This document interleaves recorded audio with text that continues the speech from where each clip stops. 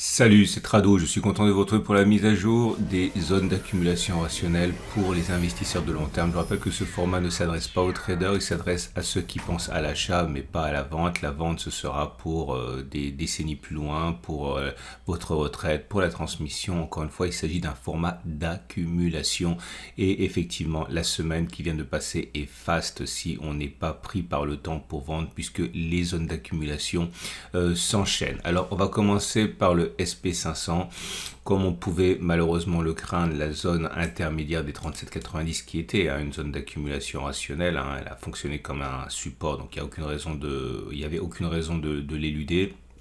Elle a été cassée, mais on est directement allé chercher la zone de support suivante, qui est la zone de support hebdomadaire des 36,80, 36,35.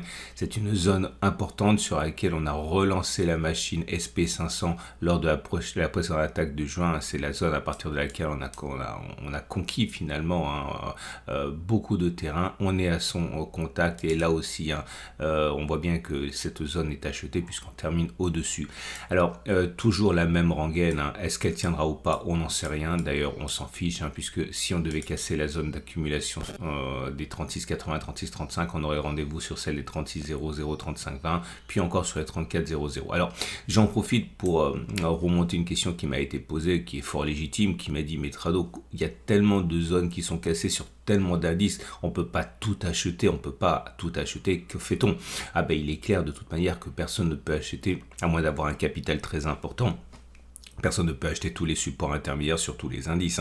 Il s'agit de faire des choix. Si vous ne pouvez vraiment pas accumuler régulièrement, je pense que le plus simple, et c'est pour ça que je le fournis, c'est d'acheter uniquement du tracker monde, celui que vous retrouvez à la fin. Imaginons que vous n'ayez qu'un budget de quelques dizaines d'euros par mois, ce qui est très classique et très suffisant pour cette stratégie. Eh bien, je pense clairement qu'il faut soit se concentrer sur certains supports, soit, et c'est encore mieux, j'ai envie de dire, se concentrer sur le tracker monde, c'est-à-dire uniquement acheter les supports, mais systématiquement sur un seul des trackers. Voilà, ça me semblait assez évident qu'on ne pouvait pas acheter tous les supports, tous les indices, mais ça va mieux en le disant. Moi-même, je ne le fais pas. Il s'agit de faire des choix.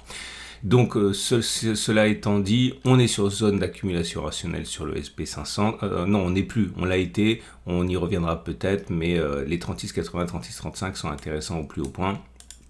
La tendance de long terme est baissière, la tendance de fond est baissière et les bougies Aiki-Nashi pour l'instant ne laissent pas augurer de retournement. Ce sont toujours des bougies baissières, elles l'ont été maintenant depuis plusieurs séances. La bougie est rouge, elle n'a pas de mèche haute, donc il est plausible dans l'état actuel des choses que l'on continue de baisser plutôt que l'on ait fait les plus bas. On se détourne du SP500, on regarde l'US Texan et l'US Texan est dans une situation équivalente. On a eu la chance de venir tester tout un ensemble de zones de support, c'est-à-dire autant de zones d'accumulation rationnelle.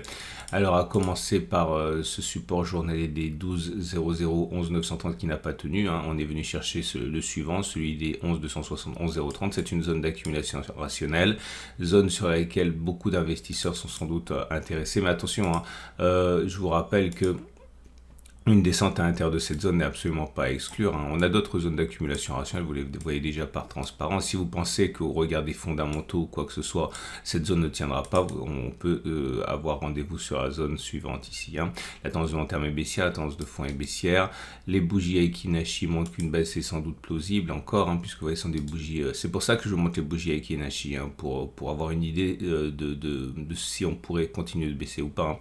Et là, effectivement, une continuation de la baisse est quand même assez plausible. Je vous montre l'origine de cette zone parce qu'il y a toujours des nouveaux dans ce format. Cette zone de congestion ici. Toutes les zones de congestion qui ralentissent sous forme de résistance un actif changent de polarité généralement lorsqu'on les casse. Voilà, ça a été cassé et c'est pour ça que ça fait 4 mois que l'on n'arrive pas à casser cette zone. On est à l'intérieur, on est pour l'instant préservé. Ce qui nous amène donc pour enchaîner à l'Eurostoxx 50. Et le Rosto 50 est pareil dans une zone d'accumulation rationnelle. Hein. La tendance de long terme est baissière, la tendance de fond est baissière. On est sur zone d'accumulation rationnelle. Toute cette zone rouge est zone d'accumulation rationnelle, 33, 40, 34, 40. Je vous montre pourquoi, il n'y a pas de raison. On est en données mensuelles et on voit que cette zone a tout simplement été résistance avant d'être cassée, de changer de polarité, de devenir support. Et en fait, on rebondit dessus depuis 6 mois, hein, ni plus ni moins. Et il y aura d'autres zones de support et d'autres zones d'accumulation rationnelle si elles sont cassées. Donc ici, plus bas, mais pour l'instant sans préjuger de ce qui pourrait se passer pour la suite, on est en zone d'accumulation rationnelle. La baisse depuis depuis le pic hein, d'août est de 13%. On revient sur les plus bas hein, et on est, je le répète pour la troisième fois, en zone d'accumulation rationnelle. Les bougies Ekinashi ne montrent pas de signe de retournement haussier. On est toujours dans un régime de bougies rouges sans mèche haute. Bref, il est plus plausible que l'on continue de baisser plutôt que l'on ait fait les plus bas. Et on va passer au CAC 40.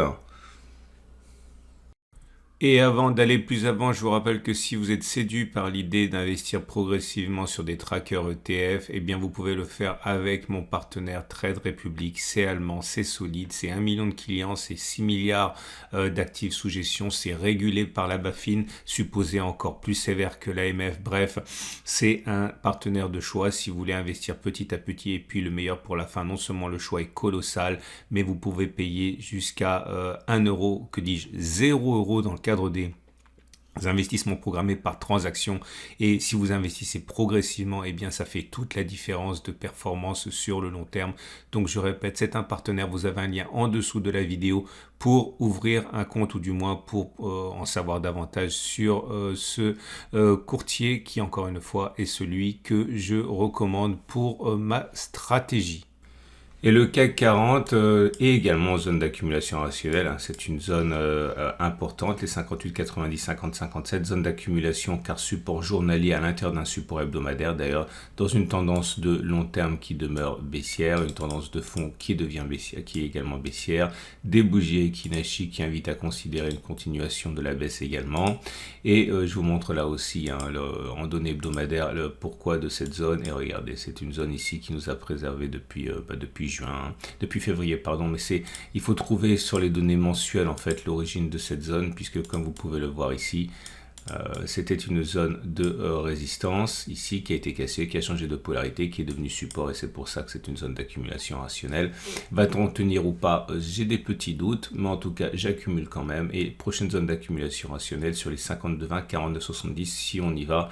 Il n'y a pas grand chose entre temps, donc c'est vrai que une baisse de plusieurs pourcents ici hein, et malheureusement à craindre si on finit le mois sous cette zone rouge. On enchaîne avec le marché japonais, le Nikkei, qui également hein, est dans une situation délicate en ayant cassé ce support intermédiaire 27 250, 26 820. Alors j'avais qualifié cette zone d'intermédiaire, ayant peu d'espoir hein, sur sa solidité, mais c'est pas grave, hein, elle a tenu ici, elle était légitime, zone de résistance qui a été cassée, qui est devenu support. Donc l'accumulation était envisageable sur cette zone. Maintenant, on a la prochaine zone ici des 25 800, 25 500 qui est la prochaine zone d'accumulation rationnelle importante dans un contexte où on vient de repasser en dessous de la M200 et en dessous de la M50. On était au-dessus de la M200 alors qu'on n'était pas sur les autres indices. Autrement dit, le Nikkei était un marché fort par rapport aux autres. C'est plus le cas. On est en dessous, tendance de long terme baissière, tendance de fond neutre hein, puisque la M50 monte. Elle ne descend pas comme les autres indices. Bougie Ekinashi assez dévastatrice. Hein, séquence de bougies rouges sur mes shots. Autrement dit, il est plausible que ça continue de baisser. Et je le dis et je le répète, hein, prochaine zone d'accumulation rationnelle 25 800, 25 500 pour ceux qui veulent investir sur les fleurons japonais. Et on va terminer, le tour d'horizon avec les émergents et le tracker monde. Pas de chance pour les émergents, hein. La baisse continue sans véritable reprise. Hein. La pénalisation par le dollar est évidente ici. La tendance de long terme est baissière, la tendance de fond est baissière. On est sur zone d'accumulation rationnelle, c'est la zone ici hein, qui est la zone de congestion. Il y a d'autres zones d'accumulation rationnelle qui sont plus bas. Pour l'instant, on est en mode accumulation pendant que l'opportunité se présente. Continuer à baisser n'est absolument pas exclu. Regardez bougie Aiki-Nashi, puisque bougie rouge sans mèche haute. Autrement dit, aller chercher le bas de cette zone est tout à fait envisageable. Ça voudrait dire à minima encore 4%. Pourquoi pas, en tout cas c'est une opportunité pour ceux qui pensent long terme et c'est vraiment la question à laquelle vous devez répondre. Est-ce que vous pensez que dans 1 an, dans 2 ans, dans 5 ans, dans 10 ans, l'âge de la retraite, puisque c'est l'objectif de ce format, ou l'âge de la transmission à vos enfants, sera-t-on plus haut ou plus bas, ou même plus tôt, dans 2 ans? Eh bien si vous pensez que dans 2 ans on sera plus haut nécessairement que là, il n'y a aucune raison intellectuelle d'arrêter d'accumuler. Maintenant les niveaux peuvent être importants, à savoir est-ce que vous patientez encore un peu ou est-ce que vous ne patientez pas, vous intervenez tout de suite. Encore une fois, ça dépend de votre stratégie, si elle mêle les fondamentaux et l'analyse technique, ou si vous ne savez pas et vous préférez accumuler sur tous les supports. Eh bien, en tout cas, si vous pensez que vous êtes optimiste à long terme, voire à moyen terme, il n'y a aucune raison d'arrêter d'accumuler, y compris sur les émergents. Et on va terminer avec un tracker monde. Et on termine donc avec le l'Amundi ETF. Alors pourquoi Amundi? Parce que c'est un des plus gros, mais on peut en prendre d'autres. Ceux-là sont quand même représentatifs de ce qui existe. Et il y a effectivement sur ce tracker monde une opportunité qui arrive. Ça sera sur les 384, 382. Celle des 396, 394 n'a pas tenu. Je vous rappelle que la précédente zone d'accumulation rationnelle sur laquelle, à titre personnel, j'ai renforcé, c'est la zone de support hebdomadaire 365, 361. Aucune raison a priori d'écarter un retour sur cette zone. Je vous montre les données hebdomadaires. Alors c'est la zone qui est ici, mais globalement cette zone ici n'est pas apparue à partir du néant, c'est toujours pareil, c'était une zone de congestion ici. On l'avait fait remarquer comme d'autres, et c'est sur cette zone qu'on a rebondi. Alors, je l'ai un peu affiné, mais en vérité elle est plus large et un retour sur les 373 serait déjà zone d'accumulation rationnelle. Donc à garder à l'esprit si vous êtes impatient et surtout si vous n'investissez sur qu'un seul ETF, ce qui est envisageable puisque ça permet d'acheter les plus grandes actions du monde. Et donc, on l'aura compris, 304, 382 ici, zone d'accumulation rationnelle, 370 zone d'accumulation rationnelle et 365, 361. J'en parle au cas où on s'effondrerait, j'y crois pas vraiment, mais bon, tout est possible, on ne sait pas de quoi demain est fait. Tendance de terme baissière, tendance de fond baissière également. On avait réussi à se hisser dessus, mais on n'a pas tenu et la sanction est en cours, bougie Aiki-Nashi toujours baissière. Donc ça veut dire qu'on a plus de chances de continuer de baisser plutôt que d'avoir fait les plus bas. Voilà ce qu'on pouvait dire pour ce format habituel du week-end. Je vous rappelle 3 choses et une chose qui m'intéresse vraiment à vous dire. La première des choses, c'est que n'oubliez pas que vous pouvez vous abonner à mon format. Si vous vous abonnez à mon format 1, vous ne louperez pas les mises à jour. Surtout si vous cliquez la notification, vous serez prévenu.